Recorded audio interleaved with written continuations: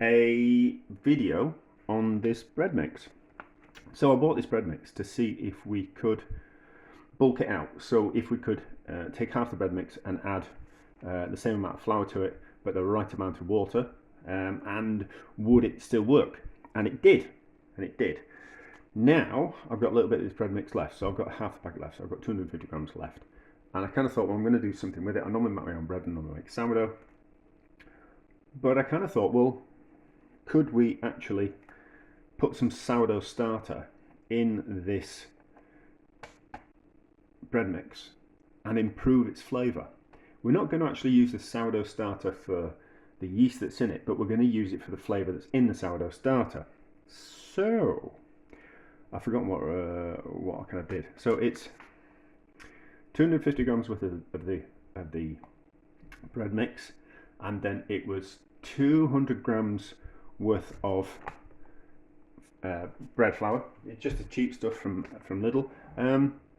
Cheap stuff's fine, but you don't tend to get, if you're making sourdoughs and you're wanting that nice split across the top where it opens out.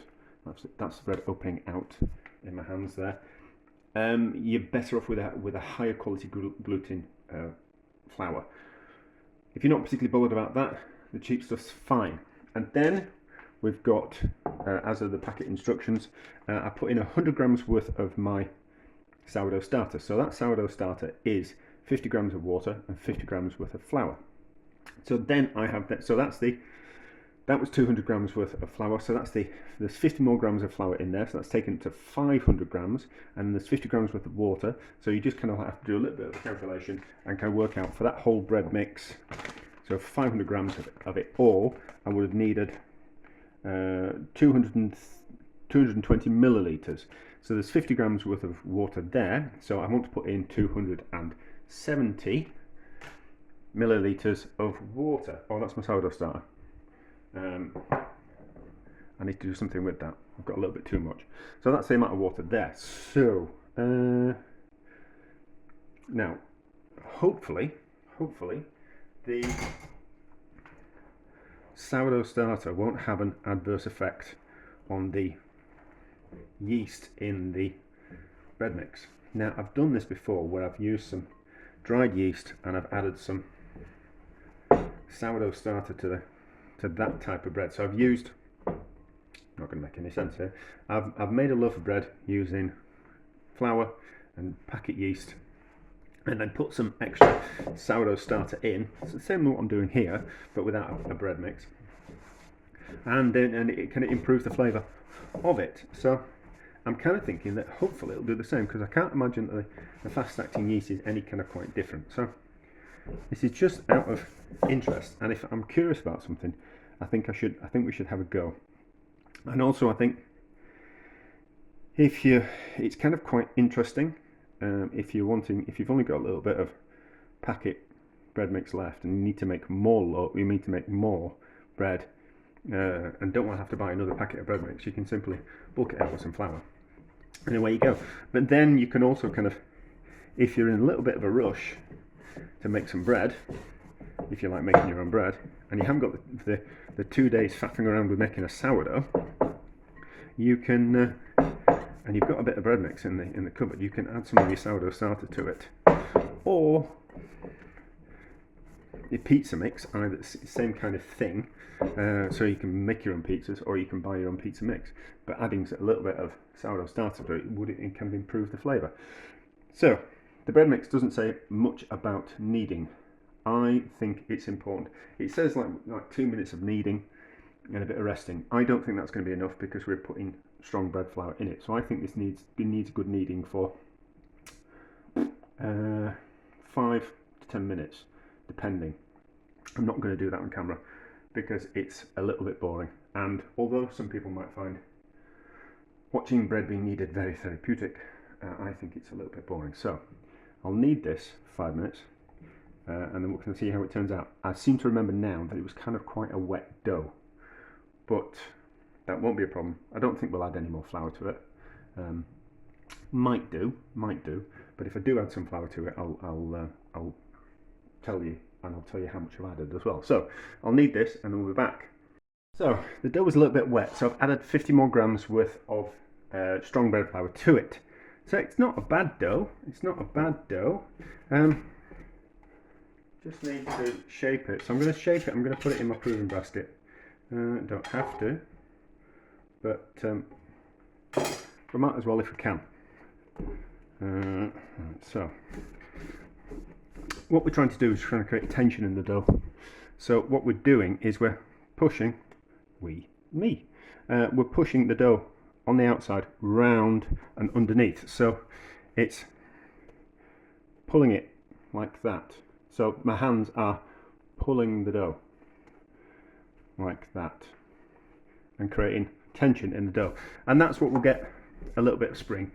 We get more spring, like I said, if we use a better quality bread flour. Well, not better quality. That's a bit of a bit. Oh, I should have put some salt in this dough, shouldn't I? Not to worry. Hopefully there'll be enough salt in the packet bread mix. I tend to find bought bread a little bit too sweet and a little bit too salty anyway, so it's probably a little bit overly salty. And salt is used as a regulator for the yeast, so it'll stop the yeast from growing. Will salt. So manufacturers add certain amounts of salt to retard, to slow down the proving process, which is what we used to do at college. That's a little bit dappled. That's a little bit dappled, but not to worry. So we're creating tension in the dough, and then hopefully we might get that nice split, but it doesn't matter. It'll make a nicer dough anyway. I needed it for about 5 minutes, something like that. It's not particularly smooth on the outside, which would suggest, I think it's not just yeast and flour in this dough. I think there's all kinds of other things in it as well. We'll have a look, see if I can read. So just pinch it there and put it in the proving basket. A little bit of flour on top. Yeah, they tend to put things like rice flour in. And then I want a shower cap, an old lady shower cap, just to put over the top, and then that cuts down on the amount of plastic that we're going to use. So if we use some cling film, we'd then throw that cling film away. But I've had those, I've had quite a few of these, and I've had them for 4 years. So I've saved a lot of plastic going into landfill. So what's in it?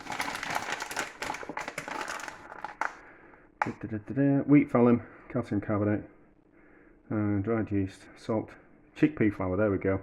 Rapeseed oil, why on earth has it got rapeseed oil in it? Flour treatment agent, sorbic acid, enzymes, alpha something or other, wheat starch. That's kind of quite interesting. So if there's wheat starch in it, it's probably kind of quite low gluten. But anyway, which I'm going to sneeze. Oh, didn't sneeze on my hands. So yeah, so I made a video on turning all-purpose plain flour, so this stuff, turning it into a bread flour, so improving the gluten content of plain flour. So what you do is you take the plain flour, all-purpose flour, knead it, and then you rinse out the starch, knead it for 5 minutes, and then you wash it like you were making a seitan, which is like a meat substitute. Wash out the starch, and you're left with gluten. And then I took that gluten and added it back to a bread mix made with some plain flour, and so I improved the quality of the gluten in a flour. But what you're washing out is you're washing out the starch. So because there's wheat starch in there, to me that suggests that it's kind of quite a low gluten content bread mix. But anyway, I'm waffling. So I'm going to go out swimming. I'll be at the house for an hour and a half, something like that, and I reckon that'll be proved in an hour and a half and ready for baking, something like that. If it's a little bit overproved, I'm not going to beat myself up about it. I'm not going to be really bothered. I'll still bake it and we'll see how it turns out. I'm not going to... The idea that everything has to be perfect and we have to get things right every time, you know, it's a little bit nonsensical. We shouldn't be too hard on ourselves in life. We should push ourselves to do hard things, but we shouldn't be too hard on ourselves. So if it doesn't turn out just how I want it, it doesn't really matter. But it's, this is more an experiment of finding out if my sourdough starter improves the flavour of a packet bread mix. got quite nice a rise on. Quite a nice rise on that. It doesn't look like the sourdough starter has had an adverse effect on the yeast in the bread mix. So, into a container that's been in the oven heating up, slice down one side, so hopefully we might get that nice split, and then spray of water on the other side just to help develop the crust. Lid on, in the oven, 30 minutes, full whack, and we'll see how it turns out. So 25 minutes is up and it smells ready. Or maybe my pan just needs a clean and it's getting a bit burnt. Oh, that's alright. That's alright, isn't it? It's got a little bit of a split. A little bit of a split, and the pan certainly does need cleaning. Feels quite heavy, does that bread? That feels kind of quite heavy. So we will let it cool down and then we'll cut into it and we'll give it a taste. Let's cut into it and see. We'll go straight in half. Soft. It's not got a crispy crust,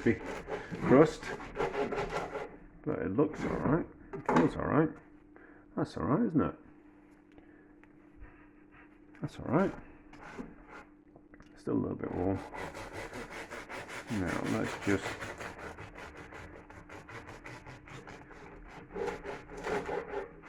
taste it and see. It's worked, so it will have improved its flavour. Will have got that slight sourdough flavour to it.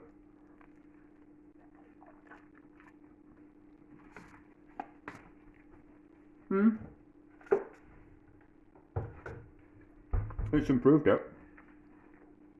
It's improved it. It's a lot nicer than the standard bread mix. It's alright. It's alright. I mean, ideally, I'd make sourdough. If I'm honest, always. But it takes 2 days. But it just goes to show that we can improve. We can bulk these packet bread mixers out with more flour. They're putting far too much yeast in, and we can improve them by adding some sourdough starter. So from that point of view, it's a success.